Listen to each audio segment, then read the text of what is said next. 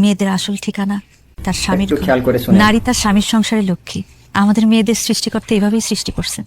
আমরা ছোট থেকে বড় হই বাবার রাজকন্যা হিসেবে, ভাইয়ের আল্লাদি হিসেবে।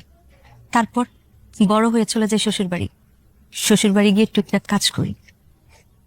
টুকটাক কাজ করতে না পারলে শাশুড়ির কাছ থেকে শিখি। সবার মন জয় করে আনি, আর মন জয় করে আমরা শ্বশুর বাড়িতে রানী হয়ে উঠি। একটা সময় শ্বশুর বাড়িতে আমরাই রাজত্ব করি।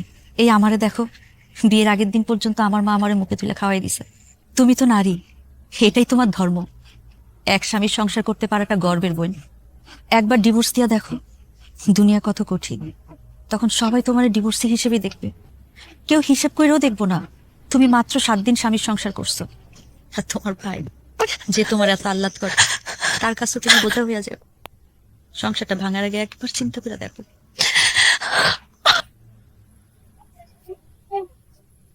তুমি তুমি এখানে আসছো কেন? মা মা আপনি আমার মাফ করে দেন মা, আমি আপনাদের সাথে অনেক বড় অন্যায় করে ফেলাইছি। মাউইমা ছোট মানুষ ভুল করে ফেলছে, ওরে মাফ করে দেন। আপনি তো মুরব্বী মানুষ, সন্তানরা ভুল করলে কি মা রাগ করে থাকতে পারে বলেন? আল্লাহ, বাড়ি ঘরে এত এত মেহমান। বড় ভাই ভাবি আপনার কেমন আছেন? আমরা ভালো আছি ভাই। তোমার বোরে তোমার কাছে ফিরে দিতে আসছি ভাই। মাসুদ চুমকি ওর ভুল বুঝতে পারছে, ওর ভাইরে সব খুলে বলছে। ও তোমার আর মাহমের নামে মিথ্যা অপবাদ দিছে। তুমি আমারে ক্ষমা করে দাও মাসুদ, আমি অনেক বড় ভুল করে ফেলাইছি।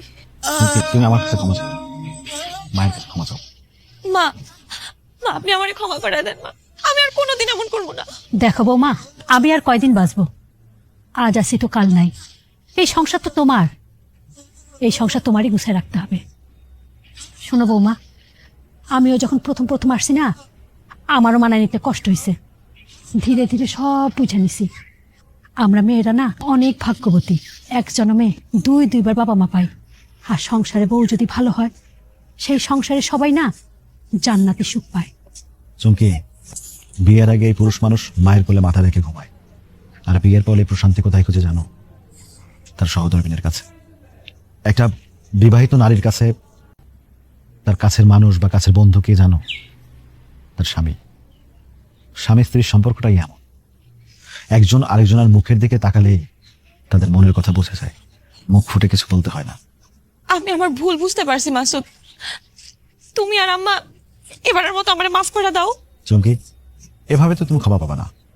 তুমি তোমার কাজ দিয়ে, তোমার আচার আচরণ দিয়ে, তোমার ভালোবাসা দিয়ে আমার মায়ের মন জয় করতে হবে। অবশ্যই পারবো, আমারে পারতেই হইব। বৌমা, কোনো অসুবিধা নাই। তুমি না পারলে আমি তোমার সব শিখাই নিব।